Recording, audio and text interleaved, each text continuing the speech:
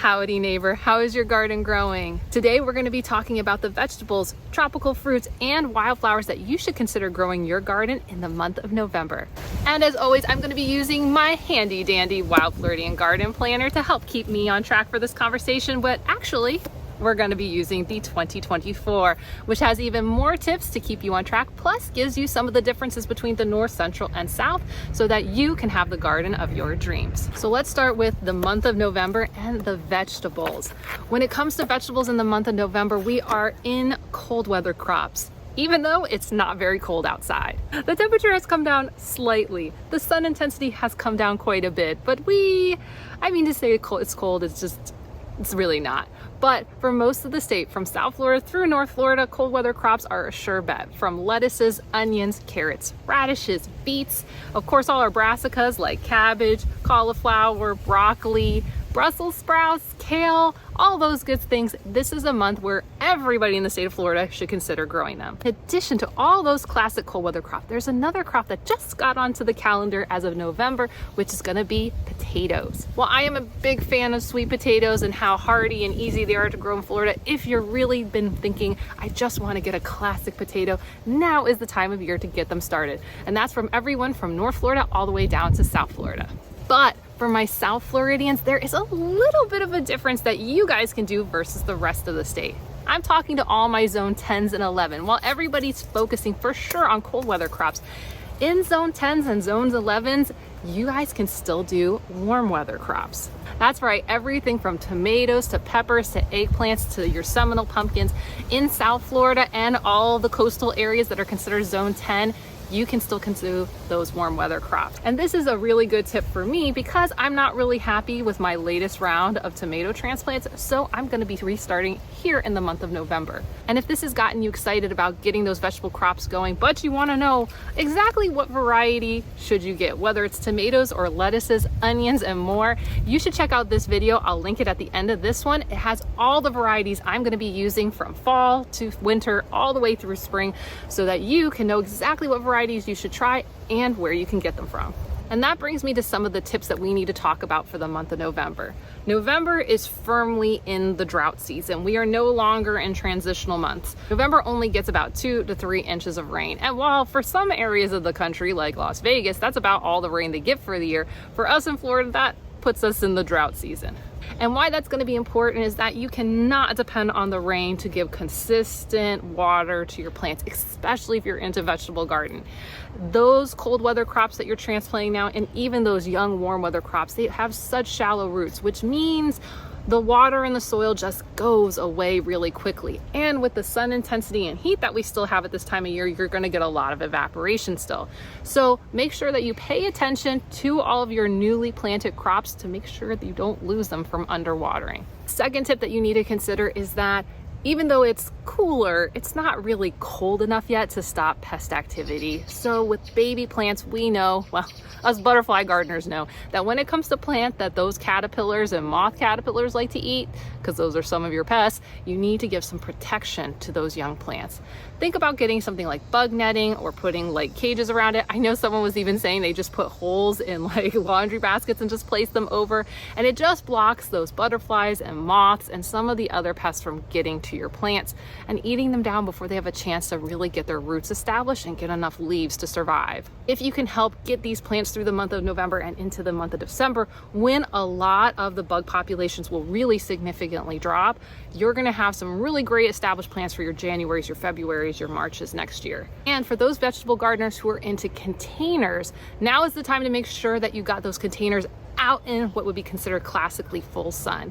You're going to be getting all the sunshine hours that we're going to have. Because if you know anything about vegetable gardening, we are now in UV index number 6 for this month, which means that your crops, whether they're cold weather crops or warm weather crops in general, can handle the sun from the point at which it starts putting sun rays in the morning to the evening. Okay, so those container crop people, or those people who have like those green stalks, like go ahead and move them out into what would be considered a full sun location at this time of year. Before I move on, what kind of things are you guys going to be working on in your garden in the month of November? One of the things you should consider, especially if you're doing vegetable gardening, is now is the time to consider doing large projects if that's on your list of priorities to do. Whether you do things like arch trellises or raised garden beds or anything in between, plus moving mulch or large amounts of dirt, now would be a good time to start. Don't do like me and always do it in the end of summer and early fall when it's just so hot, so humid.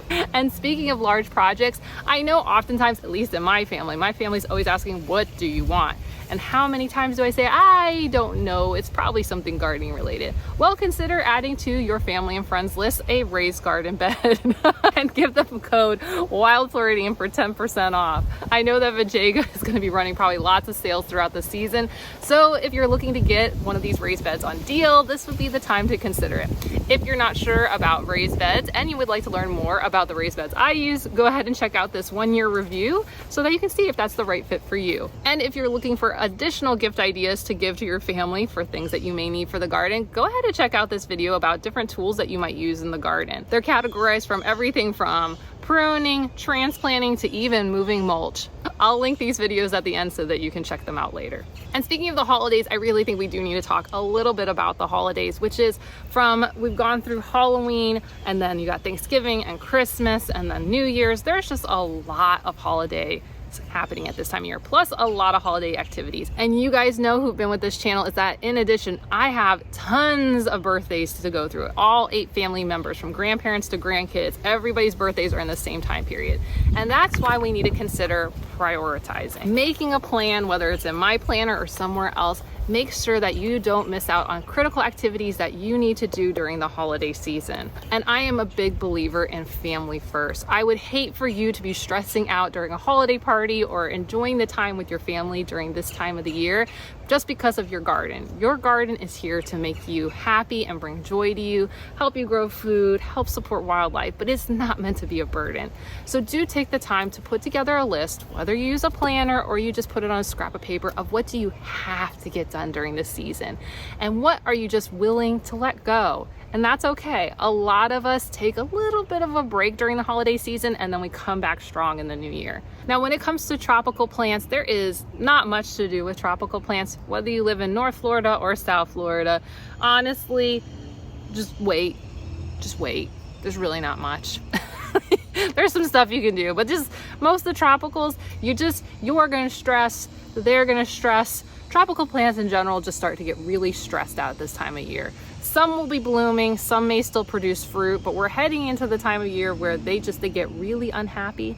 They don't like temperatures that linger below 70 degrees. They aren't going to be big fans of our lower UV index. Yeah, and plants like your bananas and papayas, they are going to become huge babies. So just mentally prepare yourself for the fact that your tropicals are going to start to look less than ideal. But now let's talk about native blooms. Oh my goodness. Fall is another peak bloom season. Many of our plants that can bloom throughout the year are still going, from fire bushes to tropical sages, but we're getting some additional blooms. Things like goldenrod are really gonna be blooming. Yes, I've talked about goldenrod blooming off and on throughout the year, but this is the time of year when it really blooms. In addition to that, things like marsh rattlesnake master and liatris, oh my gosh, the liatris, looking so gorgeous. People have been posting pictures of huge fields of coreopsis up north, different varieties of our native sunflowers. There is some really pretty looking wildflowers all throughout the state that are blooming and blooming and blooming. Great, because we have so much wildlife that has now pushed down into Florida. Those who are in the birding community are already calling out that there are just some amazing, beautiful songbirds that have headed south. If you go to the beach areas, you're gonna see some of the birds that have come down along the coastal areas. So do keep your eyes open for some birds in your garden that may not, be there for the rest of the year. Now, here's the thing. If you're into helping support birds, one of the big things is that a lot of times we think about bird feeders is kind of like those seeds and nuts and stuff like that. But honestly, 90% of songbirds, the most of their diet, let's back that up. 90% of songbirds, 100% of their diet is bugs, which is why it's so critical to be able to put native wildflowers in your garden, because that attracts, I know y'all want to hear it, it attracts bugs. but honestly, that's what songbirds eat. It is very small amount of birds that actually eat things like seeds and nuts and berries. So while they're critical to some songbirds, the majority of them really need your help with some bugs. So if you haven't gotten any native wildflowers in your garden, this is a great time to start seeding for a wildflower meadow or even like a wildflower patch. My neighbor just took out a small section of her garden and she went and put in some wildflowers. And if the idea of getting native plants into your garden is really exciting to you, this is where I feel like the Wild Floridian Garden Planner can really shine. It actually lists out things from berries for birds to seeds for birds to even plants for hummingbirds.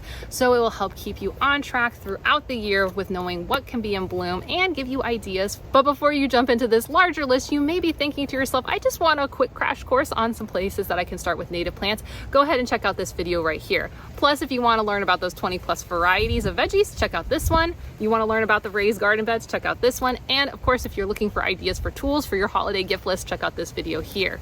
Okay, I'll see you soon. Bye.